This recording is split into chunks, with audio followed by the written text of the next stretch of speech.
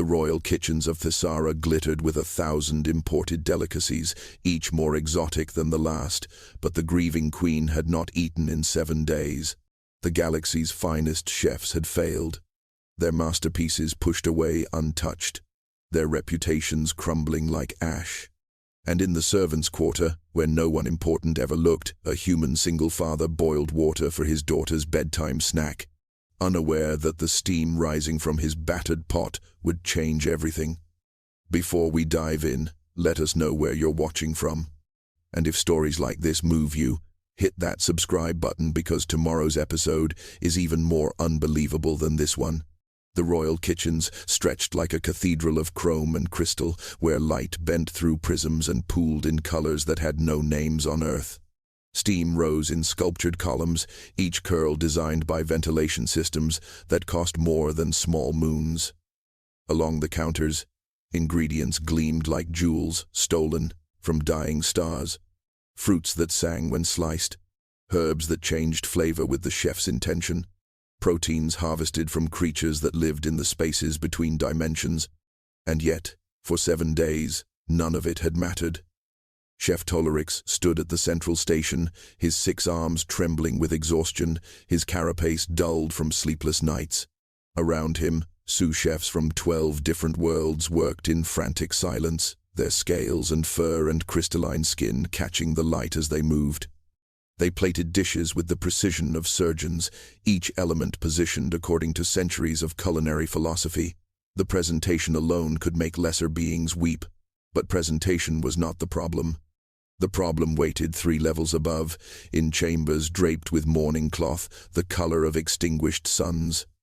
Queen Vesisra had not eaten since the funeral. 7 days without food, and her daughter Princess Kayla barely touched more than water.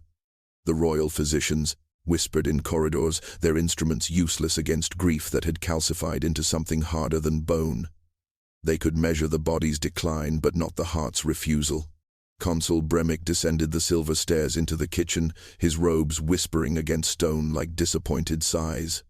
His face, angular and severe, carried the weight of a kingdom watching its queen fade. He did not need to speak. Tolerix already knew. Another dish rejected. Another masterpiece left cold on golden plates. The consul's eyes swept across the kitchen, taking inventory of failure. 43 chefs. 16 culinary traditions. 0 success. In the corner, barely visible behind towers of imported spice containers, Jonathan Harper wiped down his small prep station. His human hands moved with the economy of someone who had learned to cook in apartment kitchens between diaper changes and bedtime stories. No one looked at him.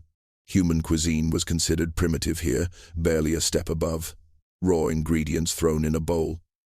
He had been hired to prepare simple meals for the handful of human staff who maintained the palace's environmental systems. Nothing fancy. Nothing important. Just food that reminded homesick workers of Earth. His daughter Lily sat on a stool nearby, legs swinging, her blonde hair tied back with a ribbon that had seen better days. She was 7 years old and patient in the way children become when they learn early that parents need grace.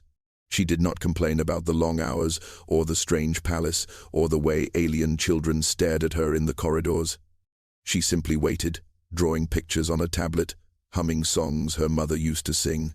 Jonathan glanced at the clock. Almost bedtime. Time for their ritual.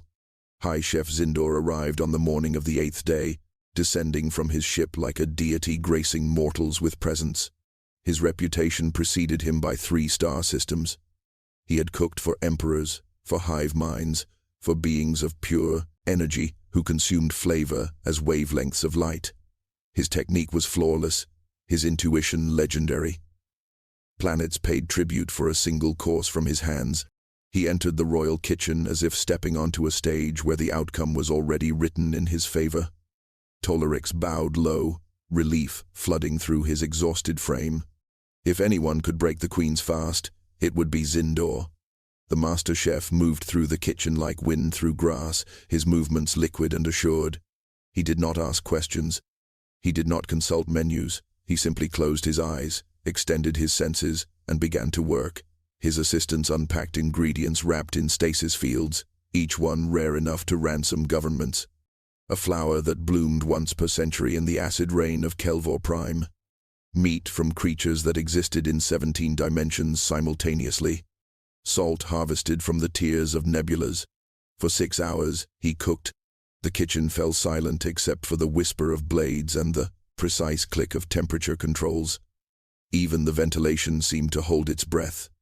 What emerged was not merely food. It was edible poetry, a dish that captured the essence of longing and the promise of comfort, plated on crystal that resonated with the dish's own frequency. The colors shifted as one watched. The aroma composed of notes that spoke directly to memory centers in the brain. It was, by every objective measure, perfect. Consul Bremick carried it himself to the Queen's chambers. The palace held its collective breath. Minutes passed like hours.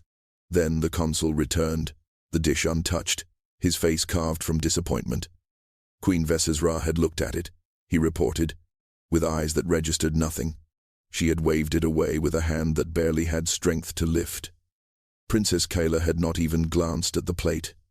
Zindor stood motionless, his pride fracturing in real time.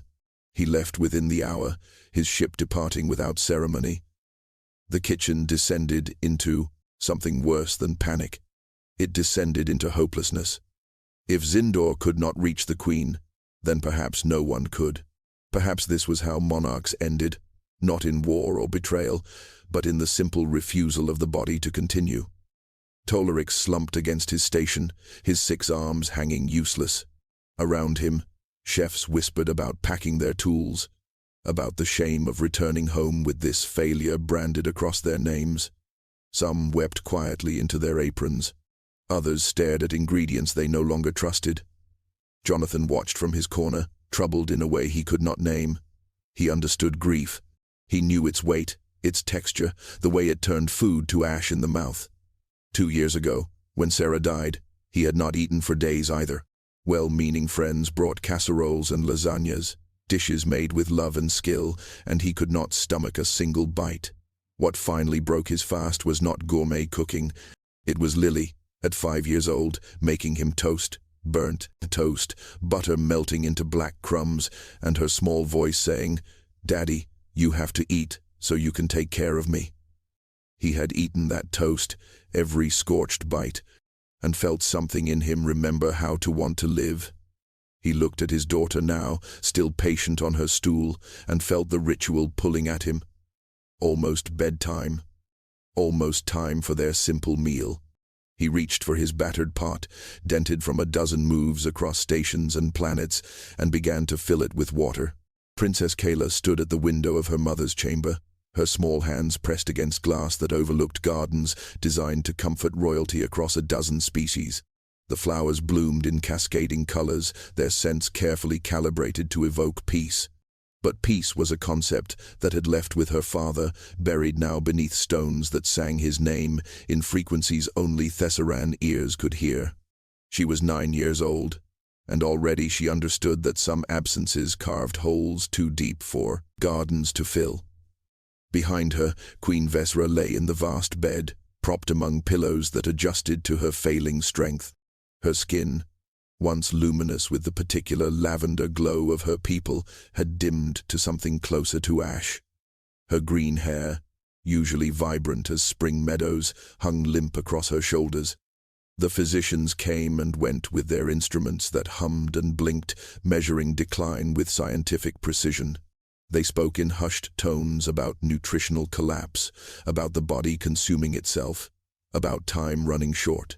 But they could not measure what Kayla saw in her mother's eyes, a blankness that scared her more than any medical terminology. Food came on golden platters throughout the day, dishes that smelled like memory and tasted like air because Kayla could barely swallow them either. Her own grief sat in her throat like a stone, and eating felt like betrayal, as if joy of any kind dishonored her father's absence. The servants would arrive with hope, lighting their faces, presenting each new masterpiece as if this would be the one. And each time, her mother would turn her head, a movement so small it barely counted as refusal. Kayla tried sometimes, forcing herself to take a bite for the sake of the worried faces around her. But the flavors registered as nothing. She missed taste. She missed wanting things. She missed the way her father would sneak her treats from the kitchen, little conspiratorial moments that felt like their own language. He had not been a demonstrative king. Not in public, but in private he became someone else entirely. Someone who made funny voices for her dolls, who let her stand on his feet while they danced, who understood that sometimes a child needed to laugh so hard she forgot to be proper. Her mother had loved him with a quiet fierceness that filled rooms without words, and now that love had nowhere to go except inward, where it was eating her alive. Kayla had heard the adults whispering. 8 days, without food, the number held weight, significance. In Thessalonian tradition, 8 was the threshold between mourning and surrender. After 8 days, the body made a choice to return or to follow. Her mother was balanced on that edge, tipping slowly toward following, and Kayla did not know how to pull her back. She had tried everything. She had climbed into bed and held her mother's hand. She had told stories. She had cried and begged. Nothing moved the terrible blankness in her mother's eyes. Jonathan filled the dented pot with water from the purifier, the same ritual he had performed 1,000 times across a dozen stations. The pot was older than his daughter, a wedding gift from Sarah's mother that had survived 3 interplanetary moves and countless meals. Its bottom was scratched, its handle wrapped in electrical tape where the original grip had worn through. In a kitchen full of equipment that cost more than his annual salary, it was laughably primitive. But it boiled water, just fine, and that was all he needed.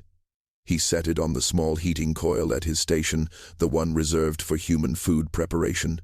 The coil hummed to life, glowing faint orange. Around him, the grand kitchen had descended into a peculiar kind of mourning. Chefs moved like ghosts through their stations, going through motions without conviction. Tolerix sat on a stool near the spice vault, his 6 arms folded in on themselves, his eyes fixed on nothing. The failure of Zindor had broken something fundamental. If the galaxy's greatest chef could not reach the queen, then culinary skill itself seemed meaningless. Lily slid off her stool and padded over to her father, her tablet tucked under one arm. She was tired. He could see it in the way her shoulders drooped, but she did not complain. She never complained. His brave girl who had learned too young how to carry more than children should. She leaned against his leg, and he ran his hand through her hair, the gesture automatic as breathing. The water began to shimmer, heat rippling through it in rising waves. Jonathan reached into his personal storage unit and pulled out a package wrapped in earth plastic.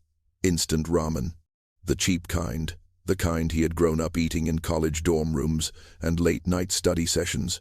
6 packages for 3 credits at any human supply depot. Nothing fancy, nothing impressive. Just curly noodles and a foil packet of sodium-heavy seasoning that probably violated several galactic health codes. But Lily loved it, and more importantly, it was theirs. A taste of home in a palace that gleamed with alien grandeur. He tore open the package. The familiar crinkle of plastic, loud in his corner of the vast kitchen. The scent of dried noodles drifted up, earthy and simple. He dropped the brick into the boiling water, watching it soften and separate, the noodles unfurling like small golden ribbons. Then came the seasoning packet, torn along its serrated edge, the powder tumbling into the pot in a small brown cloud. He stirred with a wooden spoon, another relic from Earth, and the broth began to form. Steam rose in earnest now, carrying with it the smell of salt and garlic and something indefinably comforting. Lily breathed in deep, her eyes closing in contentment. This was their ritual, their small rebellion against a universe that kept taking things away. Jonathan did not notice that the steam had begun to drift beyond his corner. Did not notice that it was curling upward through ventilation shafts carried by air currents that served every level of the palace. The scent reached the Queen's chambers like a whisper that refused to be ignored. It did not announce itself with the complexity of Zindor's creations or the architectural precision of Tolerix's platings. It simply arrived, curling through the ventilation grates in thin threads of steam that carried memory encoded in molecules. Salt, garlic, something wheat-based and humble, something that spoke not of celebration but of survival, of making do, of love expressed through the simplest possible means. Queen Vesra's eyes opened. For 8 days, she had existed in a space between consciousness and absence, aware of the room and the physicians and her daughter's worried face but feeling none of it. The world had flattened into 2 dimensions, shapes without meaning, sounds without resonance. But this scent reached through the flatness like a hand extended in darkness. It did not demand. It simply existed, patient and unpretentious, waiting to be noticed. Her head turned slightly, the first voluntary movement in days. Her nostrils flared, drawing in air she had been breathing but not tasting. The scent was wrong for this palace. Wrong for Thesara. It belonged to somewhere smaller, somewhere less concerned with grandeur. It smelled like the opposite of grief. Not joy, exactly, but the quiet determination to continue. To feed oneself and one's child because that is what bodies need, regardless of what hearts have lost. Princess Kayla noticed her mother's movement. She abandoned her post at the window and rushed to the bedside, hope and fear warring across her young face. Her mother's eyes had changed. The blankness had cracked, just slightly, letting something through, something that looked almost like curiosity. Consul Bremick had been reviewing reports in the antechamber when a servant came running. The Queen had stirred. The Queen had asked, in a voice like dry leaves, where the smell was coming from. He dropped his datapads and moved with a speed that belied his usually measured demeanor. He found Vesra propped slightly higher on her pillows, her daughter holding her hand, both of them breathing deeply, as if trying to follow invisible threads through the air. Bremick's mind raced through possibilities. Had the kitchens prepared something new? Had another chef arrived unannounced? But this scent carried none of the hallmarks of master cuisine. It was too plain, too direct.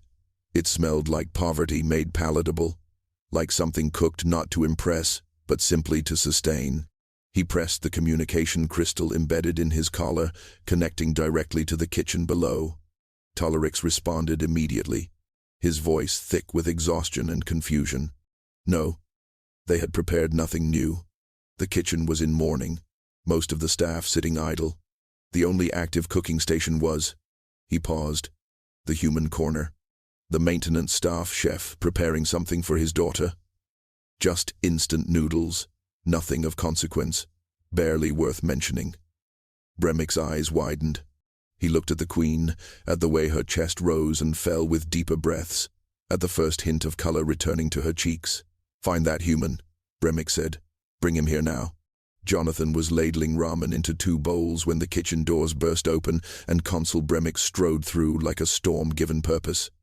The entire kitchen snapped to attention, chefs straightening from their defeated slouches. But the consul's eyes locked on the small human station in the corner, on Jonathan, who stood frozen with a ladle in one hand and a cheap bowl in the other, steam still rising from the pot between them. Lily pressed closer to her father's leg, her small hand gripping his apron. She knew that face, the expression adults wore when something was about to change. Jonathan set the ladle down carefully, his mind racing through possibilities. Had he violated some protocol, used a restricted ingredient, contaminated something with his primitive earth food? The consul approached with purpose, his robes cutting the air like blades, and stopped 3 feet away. "The Queen requests your presence," Bremick said. His voice carried confusion and urgency in equal measure. "Bring what you are cooking. Now." Jonathan blinked, certain he had misheard. The Queen? The dying Queen who had not eaten in 8 days, who had rejected dishes from the finest chefs in 9 systems. She wanted his instant ramen. It made no sense. He looked down at the pot, at the simple broth with its curled noodles and flecks of dried vegetables that came in the seasoning packet. This was not food for royalty. This was barely food for anyone with options. But Bremick was already gesturing toward the door, impatience crackling off him like static. Jonathan looked at Lily, who nodded with the solemn gravity only children can muster when they sense something important is happening. He grabbed a clean bowl from his station and carefully ladled a portion of ramen into it. The noodles slid in with a soft splash, the broth steaming, golden, and simple. He picked up a spoon, also from his personal supplies, plastic and worn from use. The journey through the palace was a blur. Servants pressed themselves against walls as they passed. Tolerix and his staff watched with expressions caught between hope and disbelief. Jonathan climbed stairs he had never been permitted to climb, walked through corridors where maintenance staff were forbidden. The bowl trembled slightly in his hands, the broth rippling like a small, contained ocean. Lily walked beside him, her hand finding his when the corridors grew too grand, too overwhelming. They reached the royal chambers. Guards opened doors carved from single pieces of moonstone.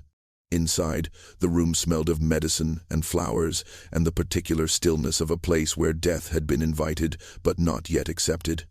Princess Kayla stood beside the bed, her eyes wide with desperate hope. And in the bed, propped among pillows that seemed to dwarf her diminished frame, Queen Vesisra sat with her eyes open and focused for the first time in 8 days, looking not at the bowl but at the man who carried it. Jonathan approached the bed with the careful steps of someone who understood he was entering sacred space. The bowl steamed between his hands, humble and unadorned. No garnish or architectural presentation, just noodles in broth that cost less than the cheapest spice in the royal kitchen. He stopped at a respectful distance, unsure of protocol, unsure of everything except that a dying queen had asked for this simple thing he had made for his daughter. Queen Vesra's eyes traced the rising steam, following its path upward like a rope thrown to someone drowning. Her skin remained ashen, her frame fragile enough that the bed seemed to be holding her rather than supporting her. But something had changed in her face. The terrible blankness had fractured, and through the cracks came a focus sharp as hunger remembered. She lifted one hand, the movement costing her visible effort, and gestured toward the bowl. Bremick took it from Jonathan and brought it to the queen, but she shook her head, a tiny motion that held surprising firmness. Not him. The human. Her voice was barely a whisper, dry as old paper, but it carried command that years of rule had etched into her bones. Jonathan swallowed and stepped forward, aware of every eye in the room watching him. He knelt beside the bed, bringing the bowl level with the queen, and lifted the spoon. The first spoonful trembled slightly as he raised it. Broth rippled, catching light, carrying with it the scent that had traveled through ventilation shafts to reach her.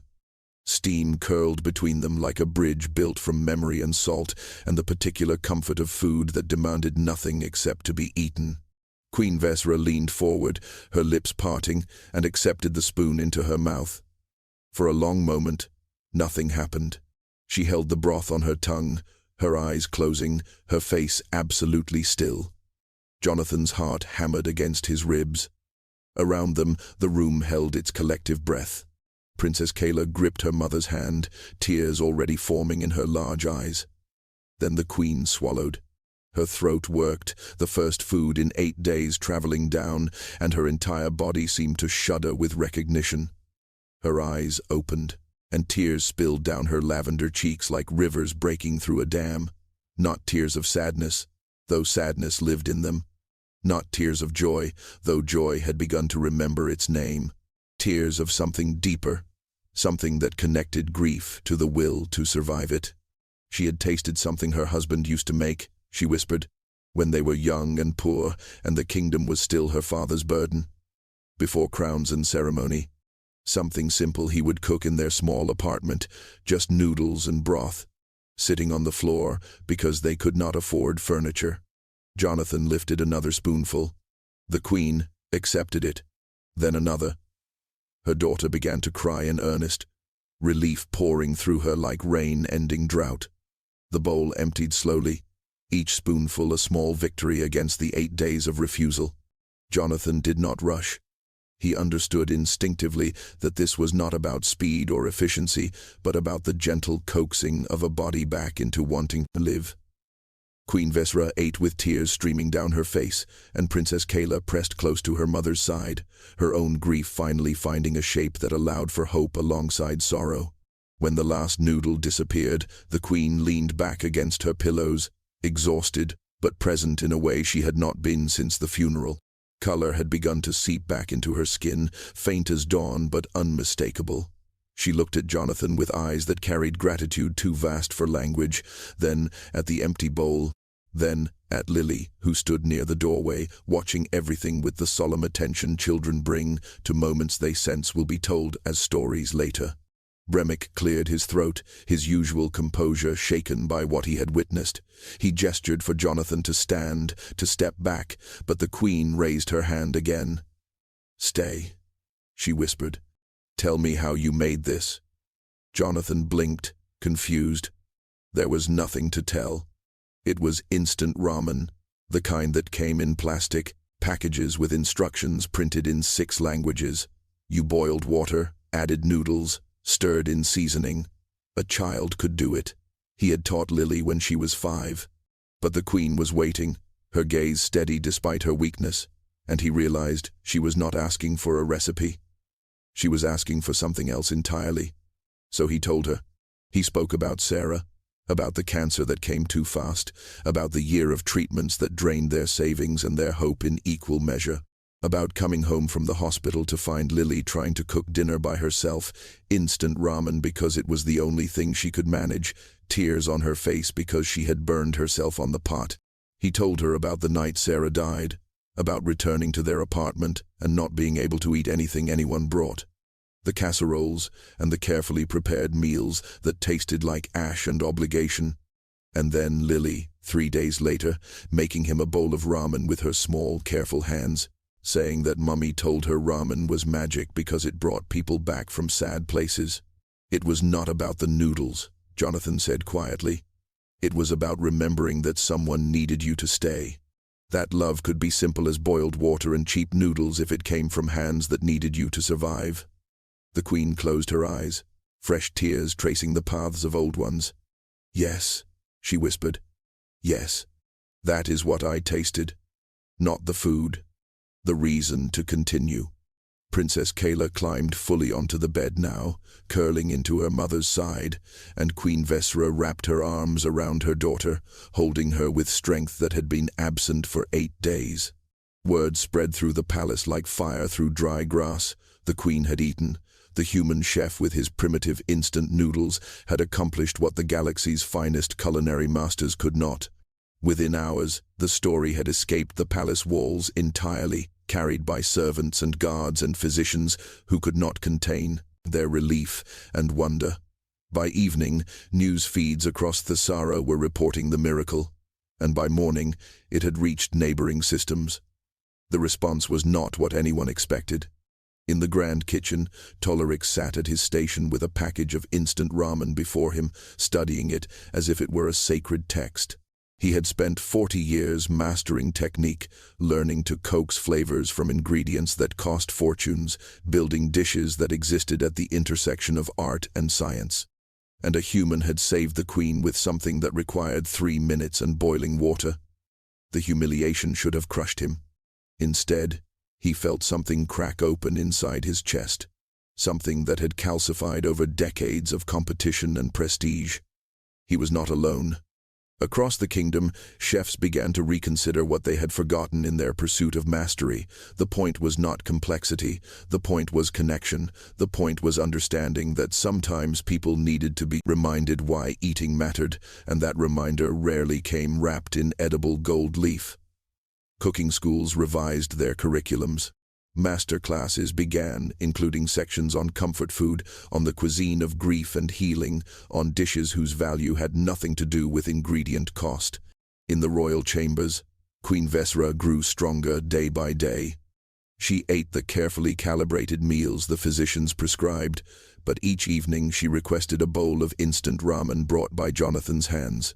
Not because she needed the calories, but because the ritual itself had become healing. Princess Kayla would sit beside her, sometimes eating her own bowl, sometimes just watching, and they would talk about the king, about missing him, about learning to carry loss without being consumed by it. Jonathan found himself in an impossible position. He was still a maintenance chef, still responsible for feeding human staff their simple meals. But now he was also summoned to the royal chambers each evening. Nobles who had never looked at him before now nodded in corridors. Consul Bremick arranged for better quarters, a proper kitchen space, a salary increase that made Jonathan's hands shake when he saw the numbers. But more than that, he was given something he had not expected: respect for understanding that the humblest food, offered with intention, could carry more healing than the most elaborate feast. Lily blossomed under the attention. Princess Kayla began joining them in the evenings, and the two girls formed a friendship built on shared understanding of loss and the particular bravery required of children who watch their parents grieve. They would sit together while Jonathan cooked, talking in the way children do, honest and direct, finding comfort in each other's company. 3 months after the Queen's recovery, the palace held a ceremony unlike any in Thessaran history, not a coronation or a treaty signing, but something smaller and somehow larger. In the Grand Hall, where delegates from across systems gathered for matters of state, a simple kitchen had been constructed.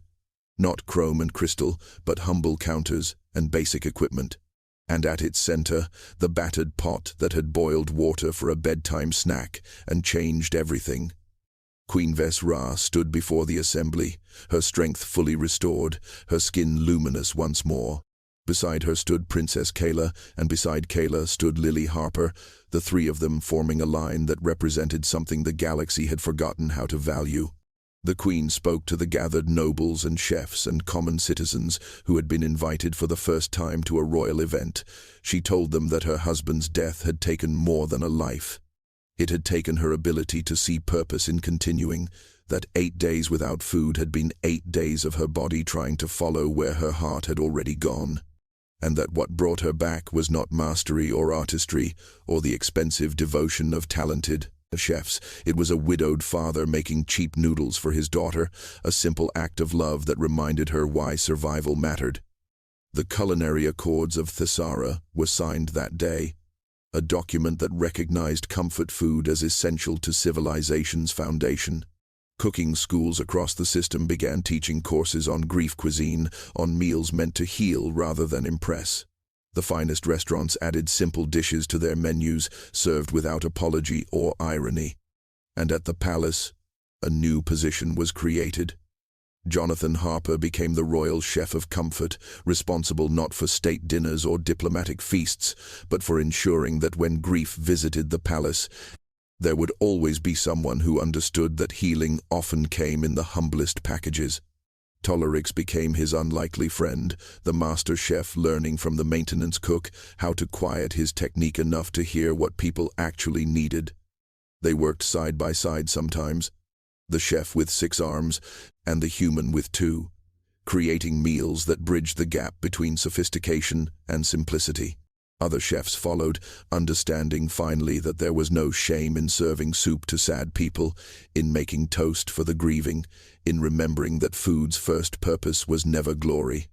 Years later, when Lily and Kayla were grown, they would sit in that same kitchen and make instant ramen together, laughing and crying in equal measure, remembering the night when steam from a battered pot carried hope through ventilation shafts to reach a dying queen.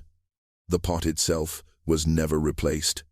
It remained in service, dented and taped, a reminder that the tools do not matter nearly as much as the hands that hold them and the love that guides what they create.